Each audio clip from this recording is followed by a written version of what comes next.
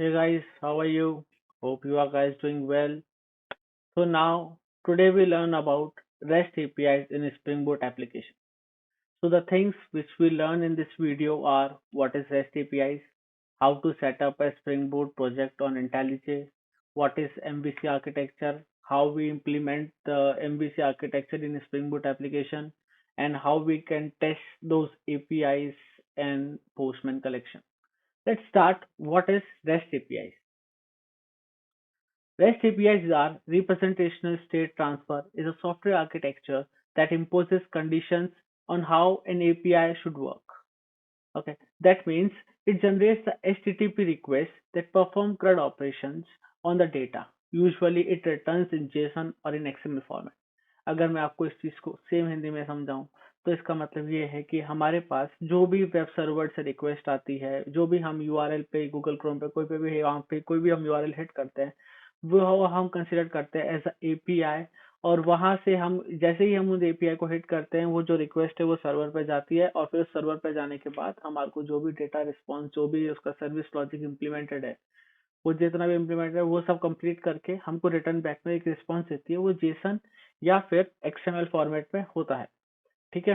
So simple process that is called rest API. चलिए देखते हैं कि अब हम इस बोट एप्लीकेशंस को कैसे बना सकते हैं। तो पहले फेज पे अपन स्टार्ट होते हैं, और ये है हमारे पास स्प्रिंग इनिशियलाइजर। ये हमारी क्या करता है कि हमारे को ये एक प्रोजेक्ट बना के ऑटोमेटिक देता है, जिसको हमारे को किसी भी टूल के अंदर हमें जैसे ही हम इसके अंदर इंटीग्रेट करेंगे, ये हमारे को वहां पर वो कोड दिखा देगा।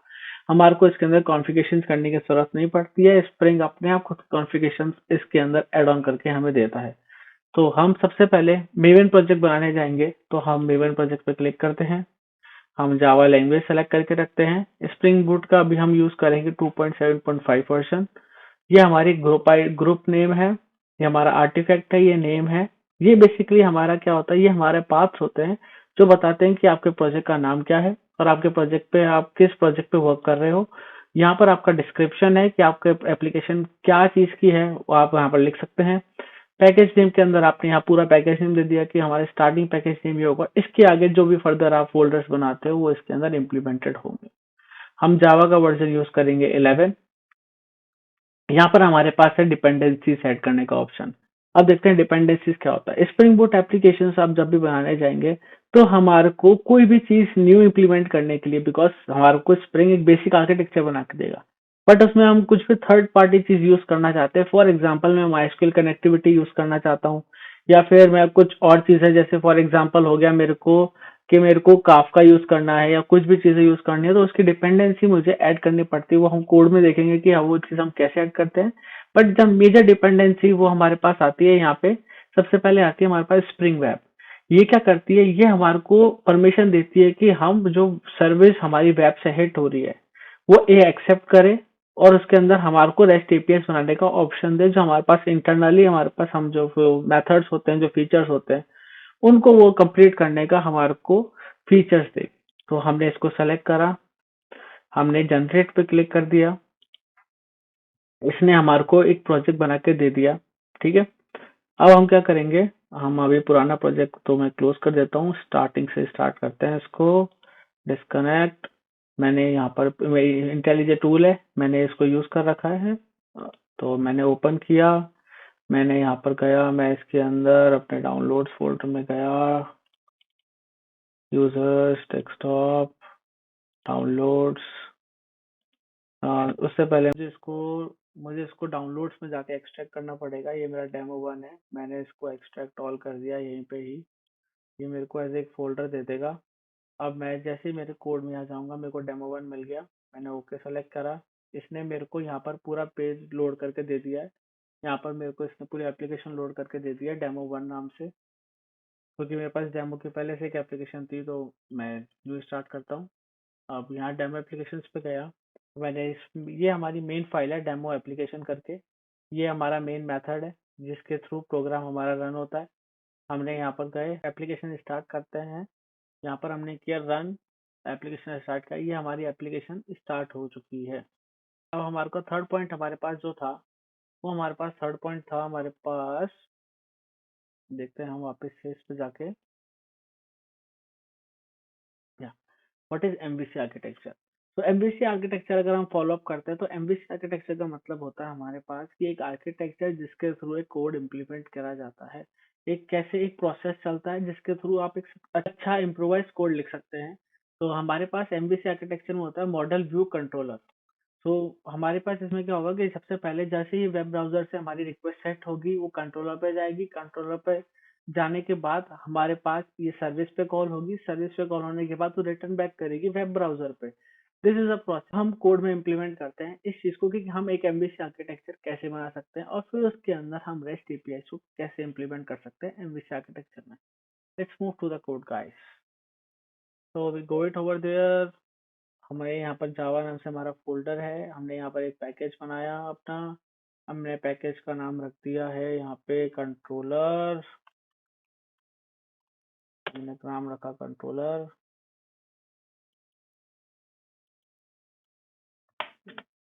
जैसे ये हमारा बेसिक पैकेज नेम है। हमने यहाँ पर राइट क्लिक करा, हम यहाँ पैकेज पे गए, हमने लिखा controller.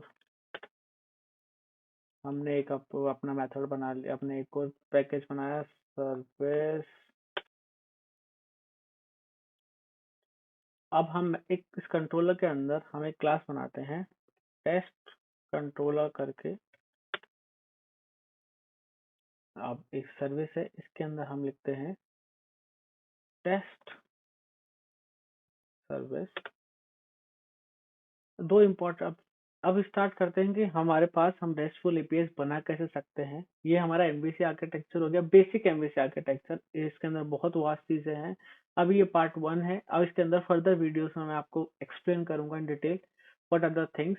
But in the step 1 हमारे पास ये बेसिक आर्किटेक्चर फॉलो है, जहाँ पर हमने कंट्रोलर बनाया, हमने सर्विस बनाया और हम इसके अंदर ये सारे ऑपरेशन कर्ड ऑपरेशन परफॉर्म करेंगे but without database connectivity, because database connectivity मैं आपको सेकंड और थर्ड पार्ट वीडियो में बताऊंगा।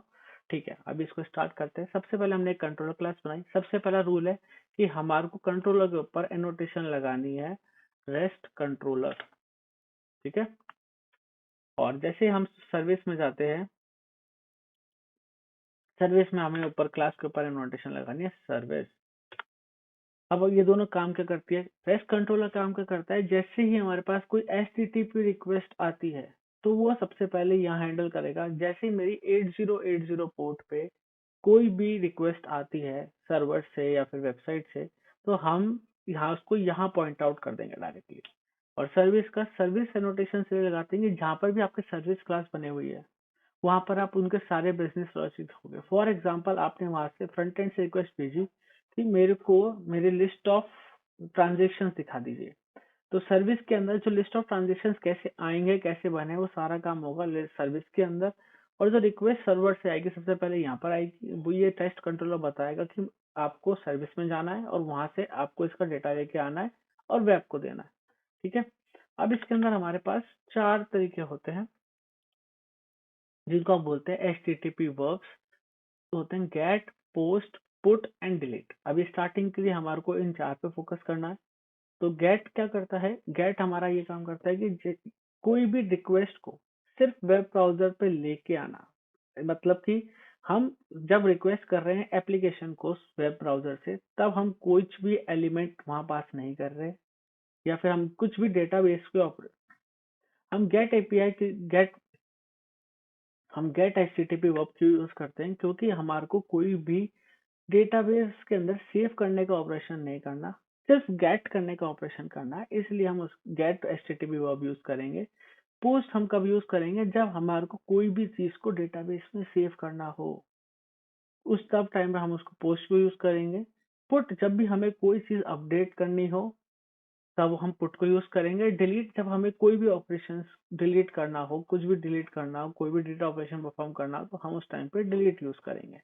तो हम अब देखते हैं कि एपीआई बनाते कैसे हैं गेट, पोस्ट, पुट, डिलीट की, और इनको हम वेब ब्राउजर से कैसे हिट करते हैं और कैसे रिस्पॉन्स लेके आते हैं।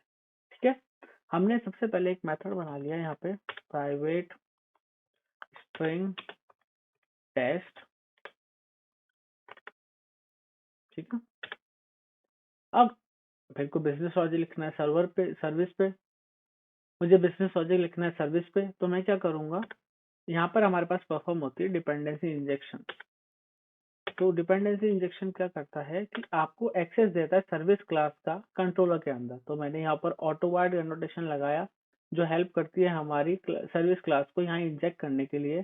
तो मैंने यहाँ लिखा टेस्ट सर्विस, मैंने इसका एक ऑब्जेक्ट बना दिया टेस्ट सर्विस का, यहाँ सेमीकोलन लगा के बंद कर दिया, इसको कॉपी किया मैंने टेस्ट सर्विस को, मैंने डॉट एक मेथड बना दिया टेस्ट करके, और मुझे अब इस मेथड को सर्विस में बनाना है। तो मैंने यहाँ पर ऑल्ट एंटर प्रेस किया, ये इंटेलिजेंट का एक फीचर है। मैंने create method in test service पे क्लिक किया, इसने एक मेथड मुझे बना के दे दिया। यहाँ मैंने रिटर्न करा, क्यों मैंने अभी बोला कोई ऑपरेशंस परफॉर्म नहीं करेंगे इसके अंदर हम, तो यहाँ से जो भी डेटा है वो हम रिटर्न करके देंगे। For example hello world. अब ये वॉइड टाइप का है, मेरे को स्ट्रिंग टाइप का करना है क्योंकि मैंने रिटर्न में स्ट्रिंग पास करी है। तो मैं यहाँ पर कंट्रोलर में जाता हूँ, या हो गया, मुझे यहाँ पर रिटर्न पास करना है। अब इस रिटर्न लिखने से हुआ क्या, जो भी मेरा डेटा सर्विस क्लास से आएगा, जो हेलो वर्ल्ड आएगा वो रिटर्न हो जाएगा सीधा इसकी एपीआई को। अब हम यूज करते हैं कि हमको इसको कौन सी एपीआई बनाना है। मैंने बनाया get mapping. Get mapping use होता है गेट एपीआई बनाने के लिए। मैंने ब्रैकेट्स लगाए, दो ऑप्शंस होते हैं हमारे पास, डायरेक्ट आप नेम लिख दो, जो भी आप एपीआई का नाम देना चाहते हो, जो भी आपका यूआरएल है, बेसिकली आप जिस यूआरएल पे वो डेटा लेना चाहते हो वो आपकी इसके अंदर आप यहाँ पर मेंशन कर दीजिए, तो वो आपका डेटा वहाँ पे आ जाएगा उस तरीके से। तो अपन सबसे पहले इसको टेस्ट कर लेते हैं कि ये सही वर्क कर भी रही है या नहीं कर रही है। मैंने इस प्रोजेक्ट को वापस स्टार्ट किया, मैं पोस्टमैन पे गया, मैंने यहाँ गेट सेलेक्ट किया, मैंने यहाँ से टेस्ट नाम रख दिया सिर्फ, और वैसे मैंने हिट करा तो मैं देखिए अपना ये हेलो वर्ल्ड आ चुका है जो अपन ने इस सर्विस क्लास में लिखा था। अगर अभी तक आपको कोई भी इशू हो तो आप मेरे को कमेंट बॉक्स में लिख सकते हैं, मैं आपका रिस्पॉन्स वहाँ कर दूंगा, और जो भी इश्यूज होंगे मैं नेक्स्ट वाले वीडियो के अंदर उन सबको अपलोड कर दूंगा। अब हम सेकंड थिंग है हमारा पोस्ट। जब हम कोई भी ऑपरेशंस को सेव कराते हैं तो सेव कब कराएंगे, जब हम वेब ब्राउजर से कोई रिक्वेस्ट लेके आएंगे।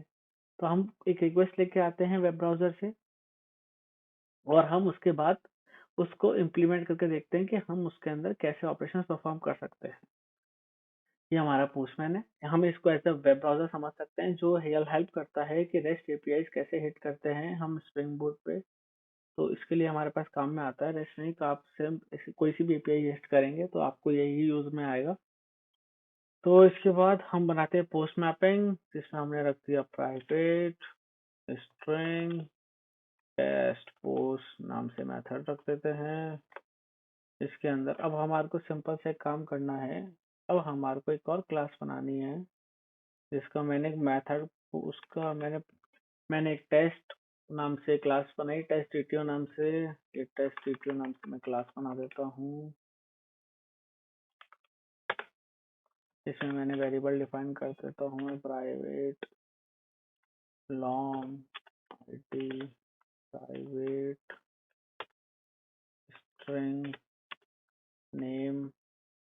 फॉर एग्जांपल मैंने सिर्फ ये दो रखे। अब मुझे इनके गेटर और सेटर मेथड्स बनाने पड़ेंगे, जो मैं कैसे बनाता हूँ, जनरेट पे क्लिक करा, गेटर एंड सेटर्स पे क्लिक करा, दोनों नेम सेलेक्ट करे, ओके करा। अब गेटर सेटर्स बन गए। अब मैं इनसे कोई भी डेटा गेट कर सकता हूँ जो भी मेरी रिक्वेस्ट है सर्वर से, और मैं कोई भी वैल्यू सेट करके सर्वर पे वापस या वेब ब्राउजर पे वापस दे सकता हूँ कि जो भी मेरे को वैल्यू सेट करके देंगे। तो अपन यहाँ पर कंट्रोलर पे गए, मैंने यहाँ पर टेस्ट जीटीओ को मेंशन कर दिया, टेस्ट जीटीओ डाल दिया, यहाँ पे मैंने रखा test service dot test post नाम से मैंने मेथड को डिफाइन कर देता हूँ मैं। इसके अंदर मैंने टेस्ट जीटीओ पास कर दिया।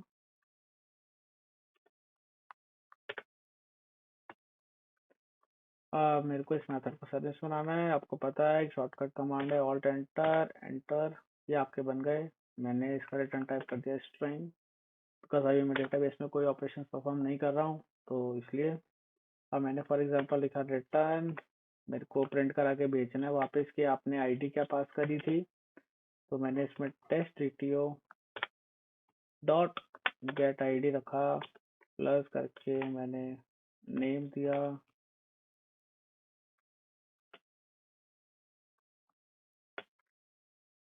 Test API dot name semicolon. मैं यहाँ गया, ये मैंने बना दिया। यहाँ मैंने अपने API का नाम दे दिया टेस्ट पोस्ट। अभी इसके अंदर एक इशू है, पर मैं जब तक आपको उसको चला के दिखाऊंगा नहीं तब तक आपको उसका पता चलेगा नहीं। तो पहले देखते हैं इसको चला के, फिर उस इशू पे डिस्कशन करेंगे अपन कि वो एग्जैक्टली यहाँ पर और क्या चीज़ें मेंशन करनी थी और वो क्यों मेंशन करनी ज़रूरी है, वो भी देखते हैं। सो मैंने टेस्ट पोस्ट नाम से API है मेरी। मैं रॉ में गया, मैंने आईडी और नेम नाम से वेरिएबल बनाया था, जिसमें मैंने आईडी में रखती है 1, नेम में रखती है मनीष शुभम। अब मैं जैसे ही इस API को हिट करता हूँ तो ये मेरे को देता है 404। क्यों? क्योंकि मैंने इसके अंदर पोस्ट का कैपिटल P रखा है। सेंड करा मैंने, यहाँ पर मैंने गेट को पोस्ट करा। आपको मैं डिफरेंसेस दिखा रहा हूँ कि क्या क्या चीज़ें हैं। मैंने पोस्ट सेलेक्ट करा, मैंने API का नाम वहाँ से चेक करा, कंट्रोलर में क्या था रखा, मेंशन करा। अब मैं सेंड पे क्लिक करता हूँ तो यहाँ मेरे पास आईडी में नल आ रहा है और नेम में नल आ रहा है, जबकि मैंने यहाँ से रिक्वेस्ट पास करी है।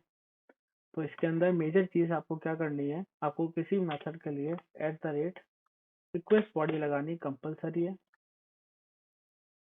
जिससे कि आपका वो वर्क काम करे। तो मैंने यहाँ पर रखा, मैंने इसको रीस्टार्ट करा प्रोसेस को। अब अपन देखते हैं कि यह काम करेगा या नहीं करेगा। अबे तो नाउ आप देख सकते हैं, जैसे ही मैंने रिक्वेस्ट बॉडी इसमें लगाया तो मेरी आईडी 1 हो गई है, नेम शुभम आ चुका है इसके अंदर। तो ये हमारा दो ऑपरेशंस परफॉर्म करे हमने इसमें, गेट और पोस्ट। तो जिसके थ्रू हमें पता चला कि हम एक इंटेलिजेंट में स्प्रिंग बूट एप्लीकेशन से रेस्ट एपीआई कैसे बना सकते हैं और हमको उनको पोस्टमैन पे कैसे लिख सकते हैं। This is a part 1।